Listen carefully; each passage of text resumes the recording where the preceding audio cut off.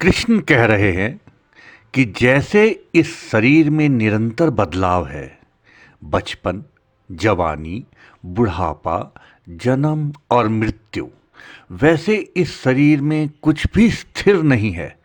सब कुछ लगातार बदल रहा है।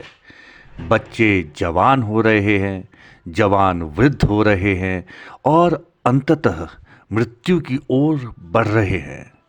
मनुष्य का शरीर ही नहीं, इस संपूर्ण सृष्टि में निरंतर परिवर्तन होता रहता है।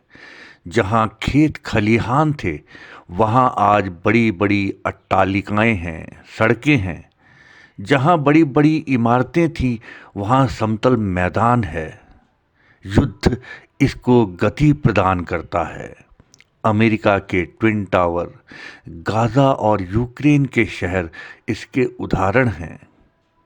पर एक दिलचस्प बात यह है कि भाषा इस निरंतर प्रवाह को पकड़ नहीं पाती, क्योंकि शब्द स्थिर होते हैं, उनमें कोई गति नहीं होती है। जीवन तो निरंतर गतिशील है, लेकिन हमारे शब्द स्थिर हैं और इससे हम गलतफहमी में आ जाते हैं कि जीवन भी स्थिर है। जैसे हम कहते हैं यह बच्चा है, तो हम यह मान लेते हैं कि वह बच्चा एक निश्चित अवस्था में है, लेकिन असल में बच्चा एक प्रक्रिया में है। वह हो रहा है, वह निरंतर बदल रहा है। शब्दों की यह स्थिरता जीवन के सत्य को समझने में रुकावट बनती है। जब हम किसी को जवान कहते हैं, तो इसका क्या अर्थ है? शब्दकोश में जवान का मतलब युवा होता है, परंतु जीवन में जवान का मतलब है कि वह बुढ़ापे की ओर बढ़ रहा है। इसी तरह जब हम किसी को वृद्ध कहते हैं, तो जीवन में इसका अर्थ है कि वह मृत्यु की तैयारी में है। लेकिन यह तैयारी भी एक ठहराव नहीं है, यह निरंतर हो रही है। कृष्ण अर्जुन को समझाना चाह रहे हैं कि जीवन में जिन रूपों को वो स्थायी मान रहा है, वे निरंतर बदल रहे हैं। जिन्हें वह खोने से डर रहा है, वे तो पहले से ही बदल रहे हैं, हर पल मिटते जा रहे हैं। युद्ध इस क्रिया को तीव्र कर देगा, अधिक गतिशील कर देगा। शांति और प्रेम स्थायित्व का प्रक्षेपण देते हैं और युद्ध तीव्रता का। पर परिवर्तन सृष्टि का नियम है और गहरे में देखें तो परिवर्तन ही जीवन है और स्थायित्व मृत्यु है। मनुष्य का पूरा जीवन धीरे धीरे मरने का ही एक सिलसिला है। जन्म के साथ यह क्रम शुरू हो जाता है और मृत्यु उस प्रक्रिया का अंतिम कदम है। मृत्यु अचानक एक दिन नहीं आती, वह जन्म के दिन के साथ ही धीरे धीरे आ रही होती है और 70 सालों में पहुंचती है। जीवन की यात्रा उसी क्षण शुरू हो जाती है जब हम जन्म लेते हैं।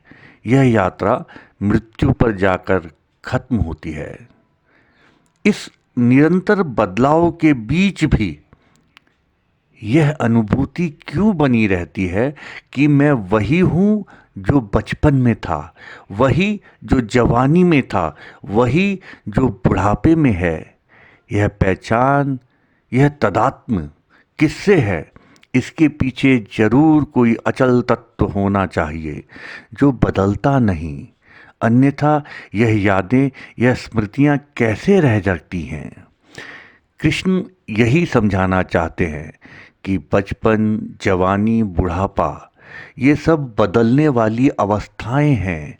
हमारे भीतर जरूर कोई ऐसा तत्व होना चाहिए जो इनसे सबसे अलग, स्थिर और अपरिवर्तित है।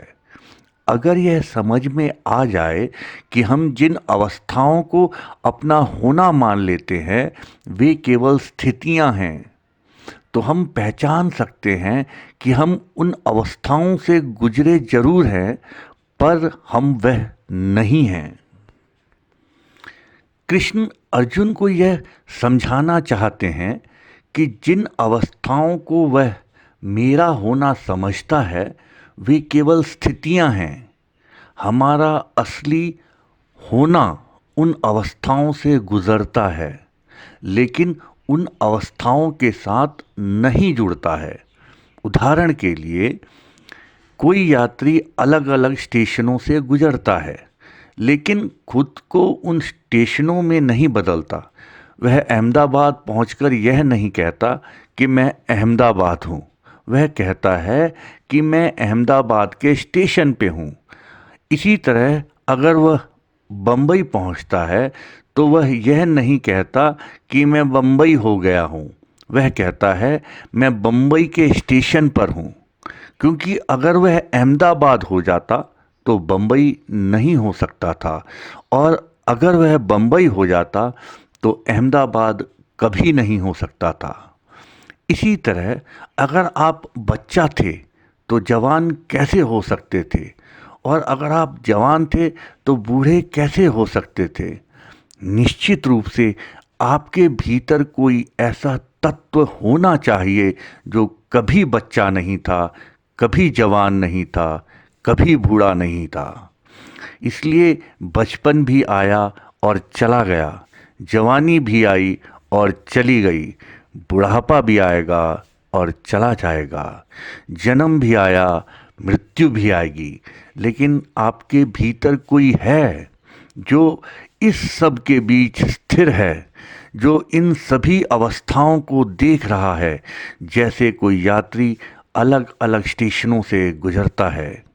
यदि यह दूरी समझ में आ जाए कि जिन्हें हम अपना होना मान बैठे हैं वे केवल स्थितियां हैं, तो हम जान सकते हैं कि हम उनसे गुजरते जरूर हैं, लेकिन हम वही नहीं हैं। यही स्मरण दिलाने के लिए कृष्ण अर्जुन को यह ज्ञान दे रहे हैं।